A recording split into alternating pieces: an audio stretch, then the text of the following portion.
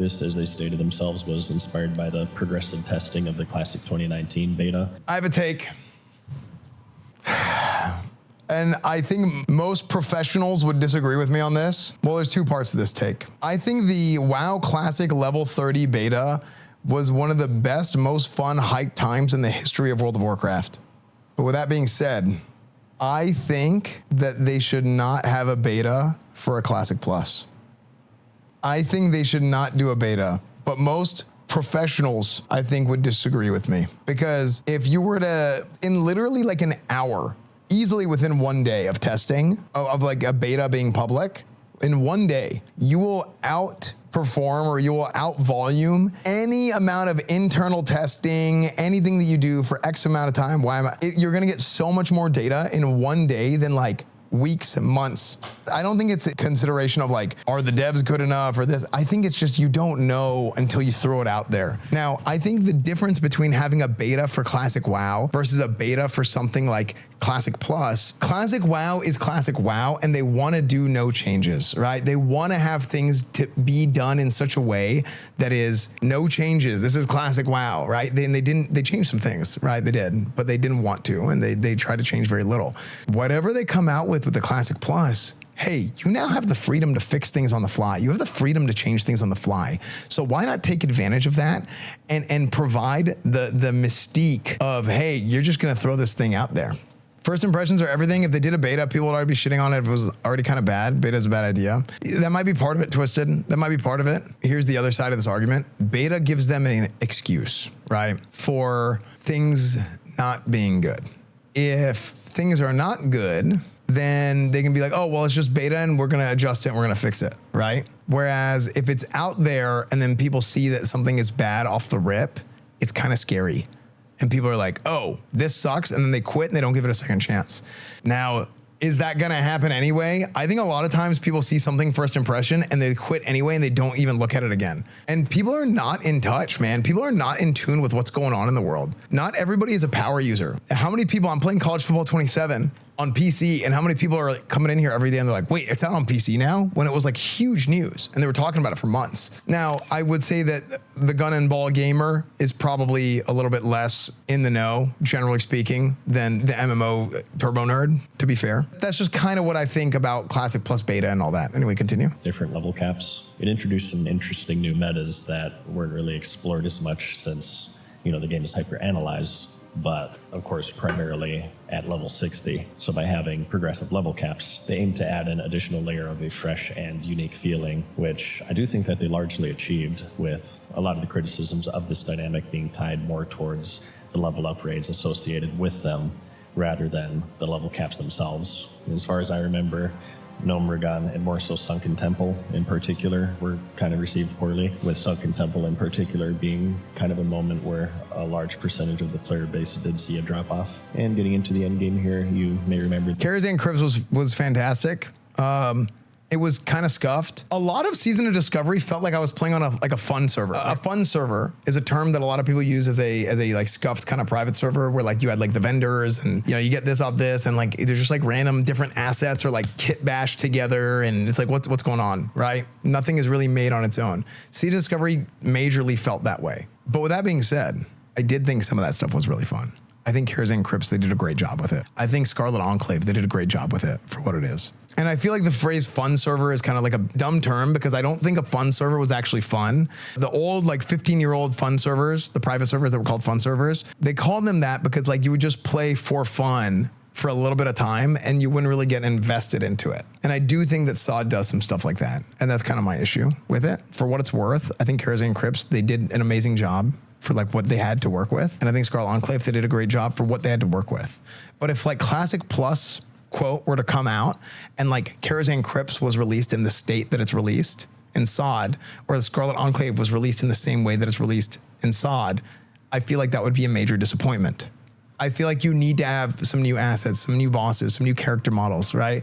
And when I say new character models, I don't mean like retail character models. I mean like there should be like some new things that you're seeing here. That's a product of like not giving the team the resources more so than them not coming up with stuff. However, there has been a community-run survey called the Classic Plus Project. I hated this, dude.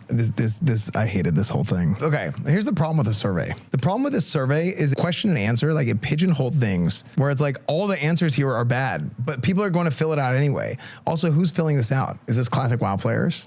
Is this retail players? Is this people, like anybody in the world? Like there's no, oh dude, it's so insane to me because this isn't the community. This isn't, you're not serving the community. What is the community?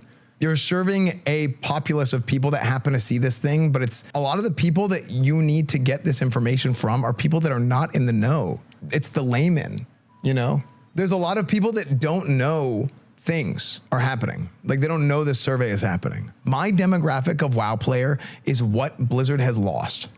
Original vanilla players, original Burning Crusade players. Classic Plus, the biggest pull that you can bring in is by hitting these guys. That's your target audience for what's gonna bring people in. Now the design and how good the game is what's going to keep them in the cycle. Right? The nostalgia and the spectacle and all that's the hook. That's going to bring them in, but it's not going to keep them there. The type of player that quit the game whenever Cataclysm came out. The type of player that, you know, hey, you played Mist, maybe you played WoD, you came back to WoD and you were excited about WoD because in Warlords you were going back to Draenor and you loved Burning Crusade and you loved original WoW and you wanted to give it a second chance and you thought that Blizzard was going to learn and take inspiration from the old version of the game and then you were handed garrisons, right? And then you were like, what the hell is going on here? And then you quit. I thought I was never going to play WoW ever again whenever I quit the game in like 2015, 2016, whenever it was that WoD came out. I was like, I am done. It's over. And then I played private servers. Not because Legion was bad, not because anything that came after WoD was bad. It was that you now lost me. Blizzard lost me as a customer. Blizzard lost me as a player, and private servers brought me back. The Blizz-like Nostalrius, Elysium, Light's Hope, that era of private server, that's what brought me back. And they got me back whenever they announced Classic, and they wanted to do Classic again. Legion actually goated, to be honest. I'm not a retail fan after that, though. No, I mean, whenever I said not because Legion is bad, I mean, not because I would have thought Legion is bad. I was just gone. I was like, I'm done. I'm done with this. Legion actually did a lot of good things. Legion legendaries were a disaster, by the way. Actually, you know what? This is a separate topic, but Legion legendaries, a lot of people look at Legion legendaries with a great bit of fondness because they were fun. But why were Legion legendaries a disaster? Because they weren't a bonus to the game. They ended up getting meta-slaved into, this is something that I need to be able to play my class. So the first couple of patches of Legion, horrible. People hated the legendaries until 7.3. 7.3 comes out, and then people were like, okay, this is great because Band-Aid fixed to the issue of legendaries being too strong and legendaries having effects that completely changed how your class plays. So you need to get the legendaries. If you don't get the legendaries, then you can't play the game at the proper level for you to be able to perform the way you want to. So the Band-Aid fix is, hey, we're gonna add a currency and you can just buy them. And then people loved it. And that was great for what it was, because it's the end of expansion, it's a fix, but that shouldn't be the issue in the first place. The crux of the issue is that you are now adding an item in the game that changes your class so immensely that it literally changes the way your class is played and performs in a version of the game that is so balanced to be so cutthroat that even like a 5% differential in performance and throughput is enough to make people think that a class sucks when it's performing at 95% of another class. And that is why this over-optimization and the over-homogenization of the game and these Band-Aid fixes, things that happened in SOD, these things happened in Season of Discovery.